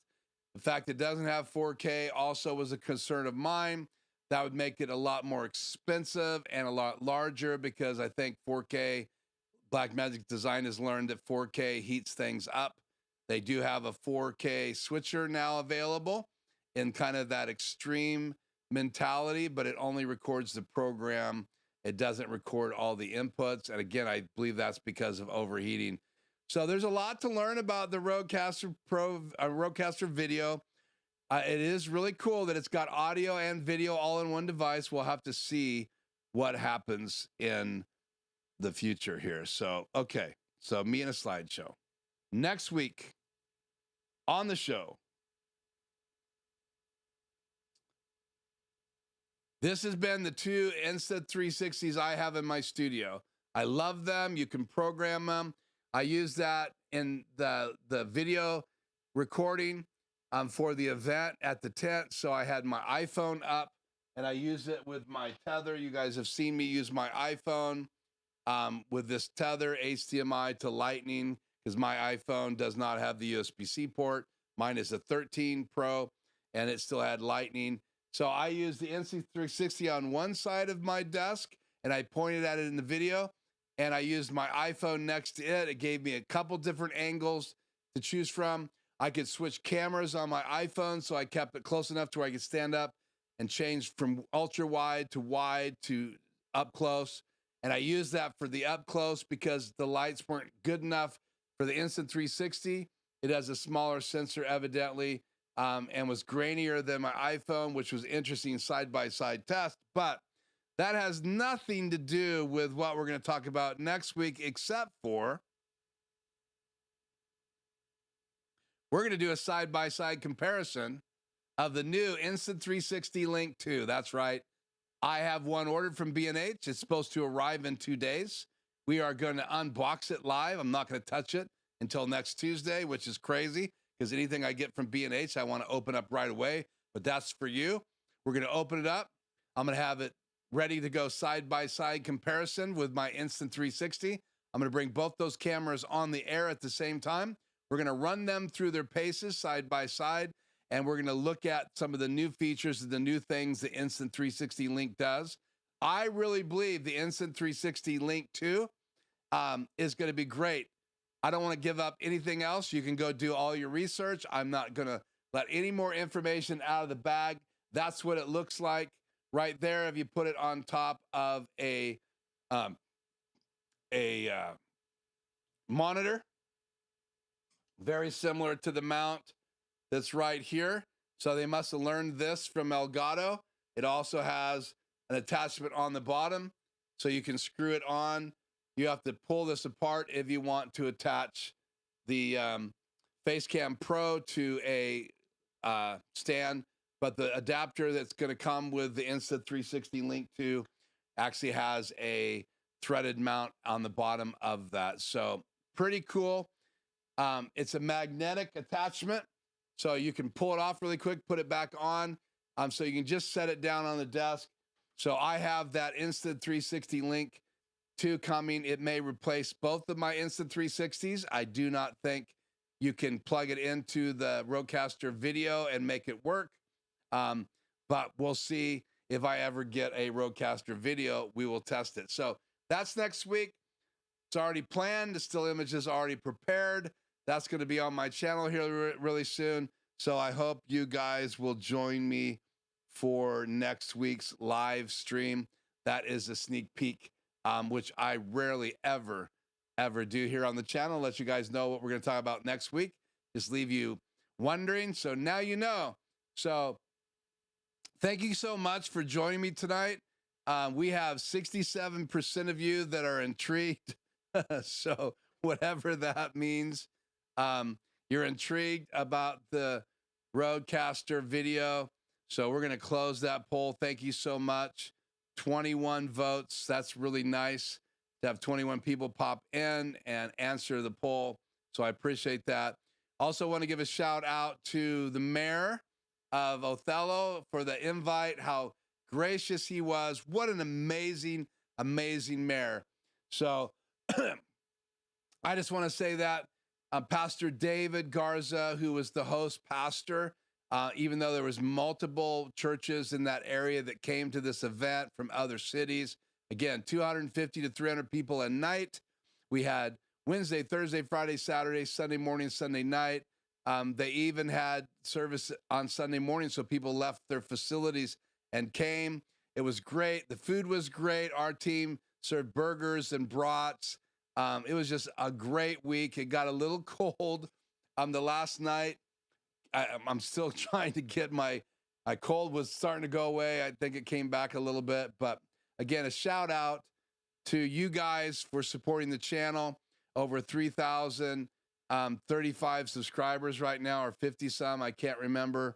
I should look at that and give you guys a report now that I brought it up. So what does it say here? 3,060 subscribers now. So thank you so very much for supporting the channel, being here every week when I'm live. It has been a 2-hour live stream. I did not think I had the energy or the voice to pull off a 2-hour live stream. So thank you guys so very much. You're welcome. Glenn for the tent tour, a very professional setup. Thank you, DJ Ware. Yeah, we did our best. I bought those 4 trusses on Marketplace. They retail for the 6.5 foot trusses retail for over $307 plus freight to get them to you. And I found a guy here locally that sold those to me for $100 a piece. We need to buy a couple more for the center post. And you can put the 4 together when we do a 2-post tent. You can put the 4 together and hang them crosswise from the 2 poles. But when we have 3 poles up, we're just going to mount them to the poles and then add cameras there. I'm also going to have like a DJ booth in the back where the sound is, and mainly just the trusses, so we can put a couple spotlights on there because those poles are too close to the stage, and the front area where a lot of the activities were taking place, in that front grassy area during the nights, and a lot of conversations happening there. So I need to throw more light there, and I need to have a spot or 2 on the speakers at night when there's speakers. The bands were great. Some of the best musicians in the area came together to play, so the music was amazing. So it made mixing a lot of fun. I collaborated with a guy named Omar I'd never met before. We talked on the phone, but he wanted to be there so bad, and he wanted to bring extra sound. So those 2 subs that he brought and the 2 speakers were way overkill. But it was really fun. I let him run the board, and I just helped him answer questions because he's done live sound for years. And he was actually testing out the Personas board and comparing it to the Alan Heath that he had played with and trying to make a decision on what digital board he was going to get, because his boards are all analog, which is really interesting that Omar is still using analog. And then I also had a local guy who was one of the sound techs for one of the churches. His name is Santos. Shout out to Santos as well and Omar. They both got to run the boards during the event. And I love collaborating with other sound techs. That was an absolute blast. Yeah, it's cold out there, Jesse says. Good to have you as well. And yeah, the temperature dropped 40 degrees the last night.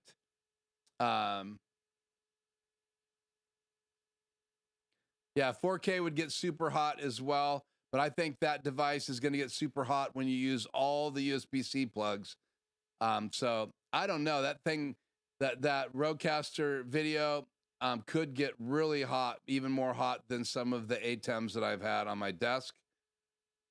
Juris, good to have you. Very cool.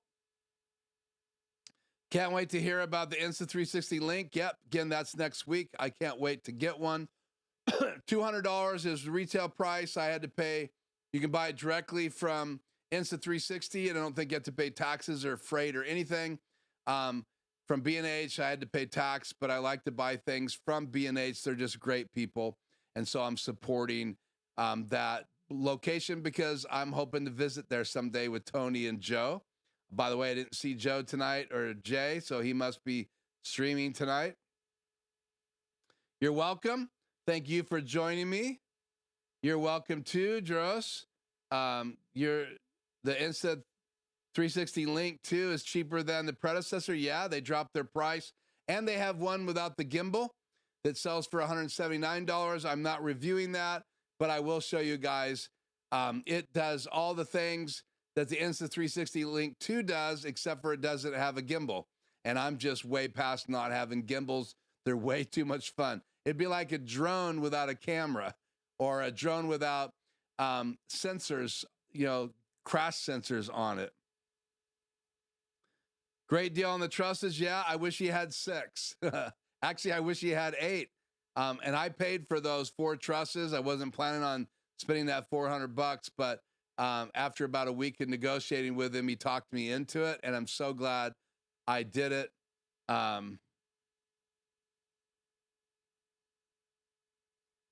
I need a place like that. You're welcome. Yeah.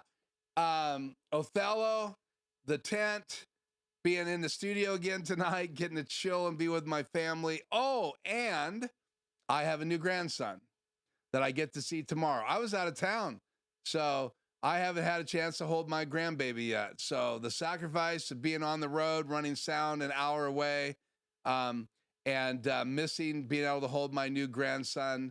So Levi, I will show you guys a picture next week in the live stream. So thank you so much. I am Keith. This is Life Journey Productions.